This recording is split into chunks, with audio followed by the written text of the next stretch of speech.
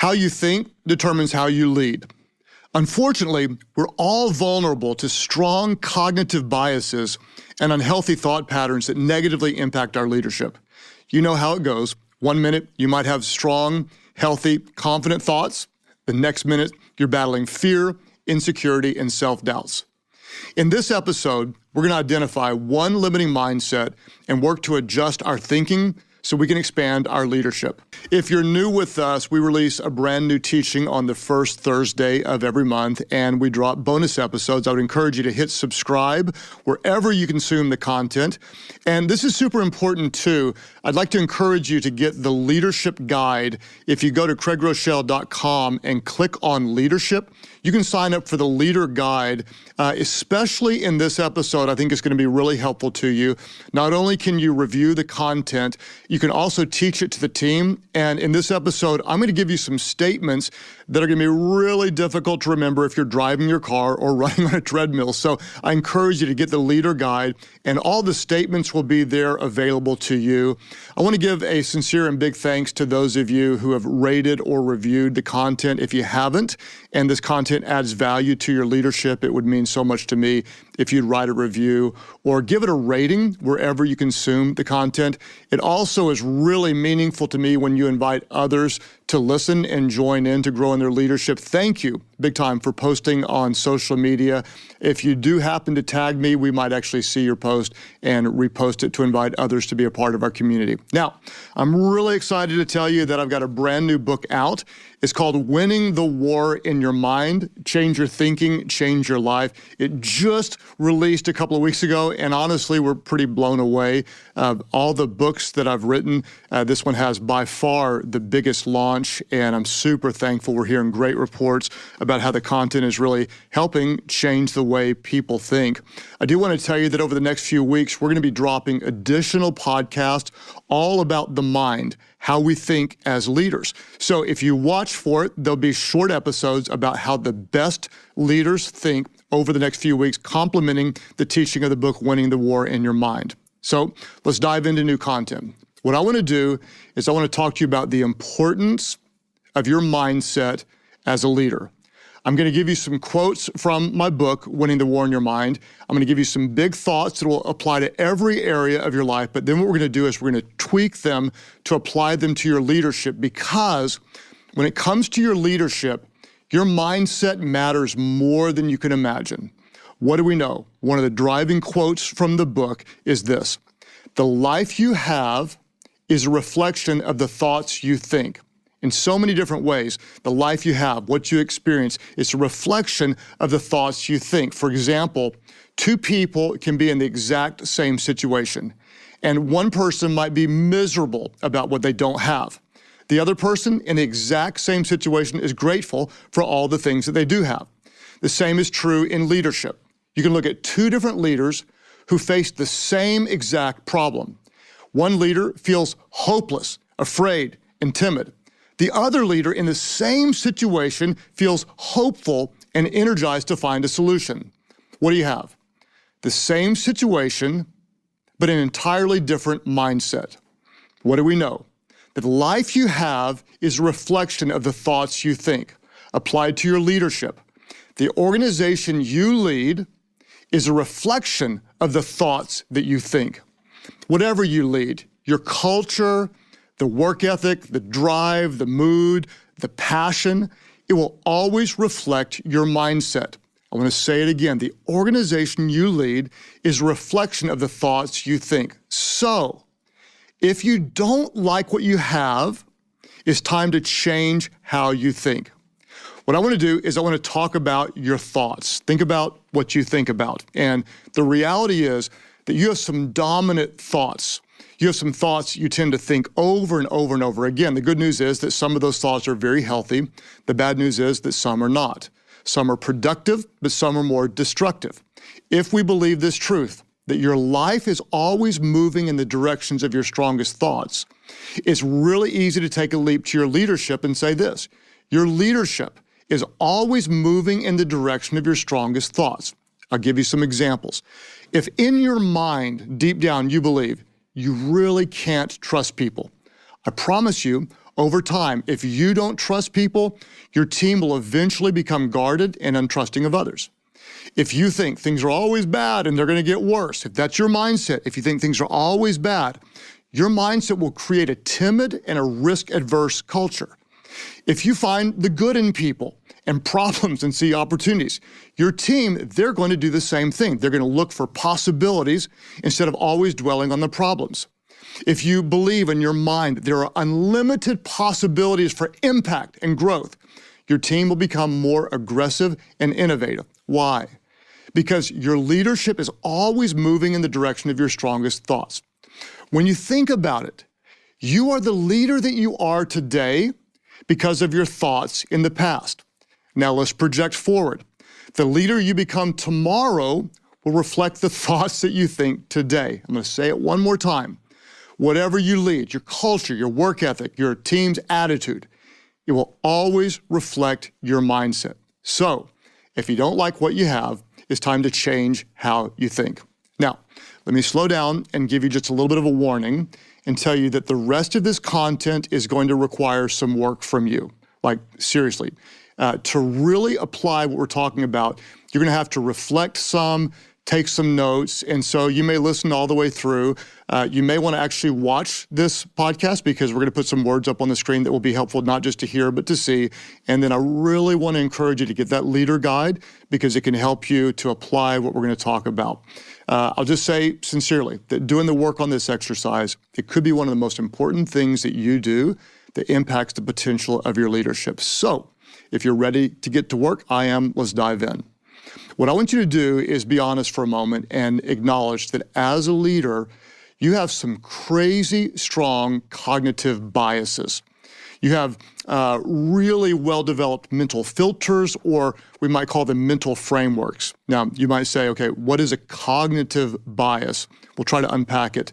Kendra Sherry published a really helpful article on the subject, and she defined a cognitive bias this way. She said a cognitive bias is a systematic error in thinking that occurs when people are processing and interpreting information in the world around them, and it affects their decisions and judgments that they make. I want to try to say it again. This is important. A cognitive bias is an error in your thinking. It occurs whenever we look around and we interpret whatever we see in the world around us, and our wrong interpretation then impacts our decisions and judgments. What is it? It's a mistaken reasoning based on our personal preferences or beliefs. We could say a cognitive bias is a default filter or a default frame of reference. Now, why do different leaders respond differently to the same situation? I want you to think about this.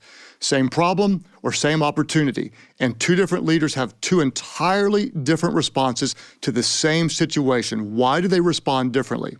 Because it's not the facts that are different, it's the filter. It's not the facts that are different, it's how that leader sees or filters what's going on around them. What I want to do now, and again, this is going to take some work, some focused listening. I'm going to give you some examples of cognitive biases. Now, when you have a cognitive bias, here's a little hint. You very likely don't know you have it because you're biased toward this way. I'm going to cover 7 of them with you. And the reason I'm covering these with you is I'm going to get you thinking. At the end of this exercise, I'm going to try to help you drill down to one negative thought pattern that's negatively impacting your leadership. We're going to cover 7 big cognitive biases, and then we're going to try to drill down to what is one negative, consistent thought pattern that you have that's hurting your leadership, and then we're going to try to adjust it. So I'll give you the 7 biases, and then we're going to unpack them a little bit slower. There's the confirmation bias, there's the projection bias, there's the preference bias, there's an optimism bias, there's a negativity bias, there's an overestimation bias, and there's an expert bias. This is not in any means an exhaustive list of the cognitive biases, but this is a start. And these are very common in leaders. You'll probably see some of these in yourself. Confirmation bias, what is that? If you have the confirmation bias, you most likely listen to or interact with sources that support your prior conclusions. The confirmation bias favors what supports your opinions and dismisses what doesn't. You see this on social media a lot of time. People will only interact with people who think the same way as them, and it confirms their beliefs. You see it with people that believe conspiracy theories. They read the same thing, listen to the same people, and suddenly they start to believe something that's not true actually is true. This can become really dangerous to a team when we're only around people who think like we think and we have a confirmation bias. Let's talk about the projection bias. This is when you overestimate how others view you and assume they agree with you. You've seen this in a meeting. Someone thinks everybody agrees, and that leader just plows through people because they have a projection bias. There's a preference bias, and this is something I'm vulnerable to. And that's when you obsess about some things while ignoring other important and critical factors. You like to hear from this person, but you don't listen for 3 other people that are giving you a different perspective. You might launch a new initiative on this date, and you're unaware that you're killing morale in the team because you're asking them to do something almost impossible. Or you find yourself doing whatever's urgent and ignoring what's important. That's the preference bias. There's the optimism bias, and that's when you overestimate what's possible and you underestimate the potential risk and cost. It's really good for people to be optimistic, but when you don't realize things could go wrong, the economy could change, there could be a global pandemic or whatever, you can overestimate what's possible and underestimate the risk. There's the opposite. It's called a negativity bias. That's when you remember and obsess about what went wrong and forget what went right. You might remember the sting of correction and forget the joy of praise. It's the negativity bias. And then there's the overestimation bias. That's when you blame external forces for your failures or setbacks, and you take disproportionate credit for your success. In other words, if something doesn't work, it's like, it wasn't my fault. Or if something does work, it's because I'm amazing. It's the overestimation bias. Finally, there's what we'll call the expert bias. And that's when you overestimate the opinions of others, like I've got to hear from a consultant or someone else from the outside. You overestimate the opinions of others, and you discredit your own leadership instincts and intuition. These biases, what do? They often create dominant, unhealthy, and unproductive mindsets. We all have them. I gave you all of those different cognitive biases to help you drill down into your very first assignment, and we're going to have 2 today. Your first assignment is this. What I want you to do is try to identify the number 1 mindset that's holding you back. Just one. We're not going to try to attack 3 or 4, but I want you to try to identify the number 1 mindset that's holding back your leadership. The cognitive biases we talked about might get you thinking. And your wrong mindset might not fall squarely into one of those categories. So I'm going to give you some more thoughts that I've seen in my own leadership or other leaders around me. And if I've said something that resonates with you, you might jot it down or type it into your phone. And what I want you to do is really try to drill down into the number 1 negative or unhealthy mindset that's limiting your leadership. You may relate to several, but we're going to try to only find one. And I'm going to give you some. You might, in your mind, hear something like this over and over and over again. I don't have what it takes to be a great leader. You're lacking confidence, and that bias continues to hold you back. You might think, hey, nobody can do this as well as I can. We see that a lot. It's leaders who have a problem delegating or a problem with pride or both. No one can do it like I can. You might think over and over again, there's not enough time in the day. You're not good with time management or energy management or prioritizing or delegating. And so you find yourself saying, I just can't get it all done. And that thought, that driving thought holds you back. You might think this over and over again. I'm terrified they're going to find out I don't know what I'm doing. Or you might think my best days are behind me. Or I'm too young and too experienced for this role. Or I'm just not a confrontational person. I hear that all the time. I just don't like to confront people. Or your driving mindset might be, I simply can't change. I can never improve. I'm never going to be a good leader. It could be something I've said. It could be something related. It could be something entirely different. But what I want you to do is try to drill down. What's the one mindset that you need to change? It may be something that we listed. It may be something different. But what I want you to do is I want you to name it, because you cannot defeat what you don't define. Now, why does this matter? The reason it matters is because cognitive biases run deep. And every thought that we have in our mind, it creates a neurochemical change in our body. You've possibly studied neural pathways, and we've got billions of pathways or roads in our brain. And what we know from science is that the more often you think a thought, the easier it is to think that thought again. If you think it enough, a thought becomes your default thought. You have a bias. So to change your leadership, and this is so important, you have to change your thinking.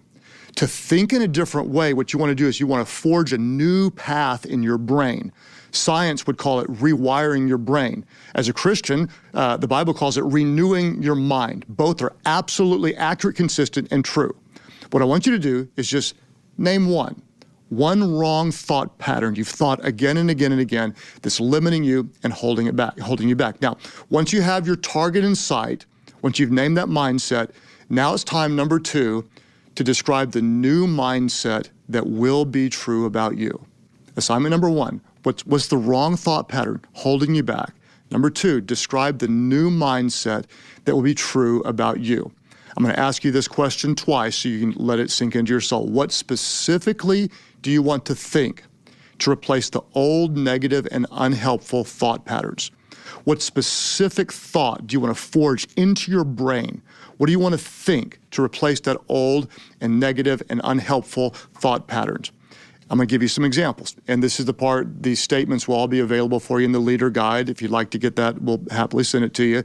But you might think, I don't have what it takes to be a great leader. What I want you to do is create your own statement. It may go something like this. If that was my driving problem, this is the statement I would create. God has given me the gift of leadership. Leadership is not just something I do. A leader is who I am. I cast a compelling vision, create a contagiously healthy culture, and love and empower leaders to do more than they thought possible.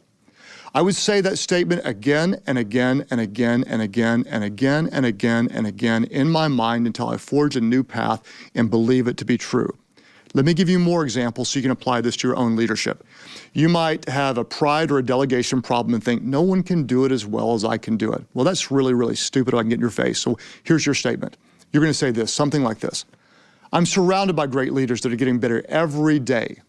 Because I believe in others, I will trust them and empower them and celebrate their wins.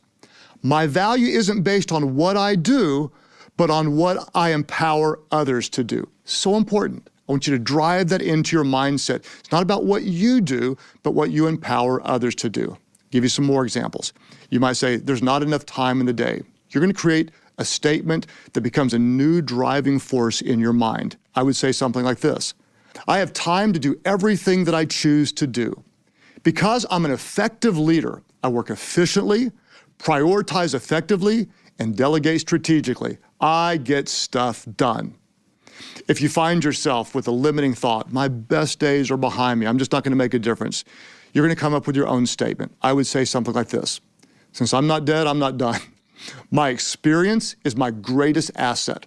I'm full of energy and passion because I know my best days are ahead of me. You might think, I'm just not a confrontational person. Forge a new path. Tell yourself over and over again, I love my team enough to confront what's wrong and help them grow into what's right. Because I'm a strong leader, I offer helpful feedback and I'm grateful to receive it. If you think over and over again, I simply can't change, tell yourself something like this. Every day, I'm getting better and better. I'm disciplined in my mind, my body, my relationships, and my leadership. I'm better today than I was yesterday, and I'll be better tomorrow than I am today. What I want to do, this is so important, and it's helped change my leadership so much, is I want to encourage you to take the time to identify what's the one driving negative mindset holding you back, and then nail down a statement that moves you, motivates you, and inspires you to have hope and change the way you think. And here's what you're going to do. You're going to train your mind toward a desired truth. In other words, if you want a healthy body, what do? You put healthy food into it. You go to the gym, you train it, you train your body. If you want a healthy mind, if you want a healthy leadership thought process, you're going to fill your mind with healthy thoughts and you're going to train it. Very, very clearly, you're identifying one thought, one cognitive bias you want to change. And you're going to describe the new mindset that you want to be true of you. Then what you're going to do is this, really simply, is I encourage you to write it down, post it everywhere you can find it, write it, think it, confess it until you believe it. You're going to write it, think it, confess it until you believe it. You're going to write it down. You're going to think about it. You're going to focus on it. You're going to meditate on it. You're going to confess it until you believe it. It's going to take some time because we've got some very unhealthy thought patterns. We've got some strong neural pathways, and we're going to create some new ones about what's going to be true about our leadership. And I want to say it again. You have to remember, when it comes to your leadership, your mindset, I promise you, it matters more than you can imagine. Why? Because the organization you lead is a reflection of the thoughts you think. So if you don't like what you have, it's time to change how you think. And let me just get up in your business. You are not a victim of your thoughts. What are you? You're a leader. So you're going to lead your thoughts to think on what's true.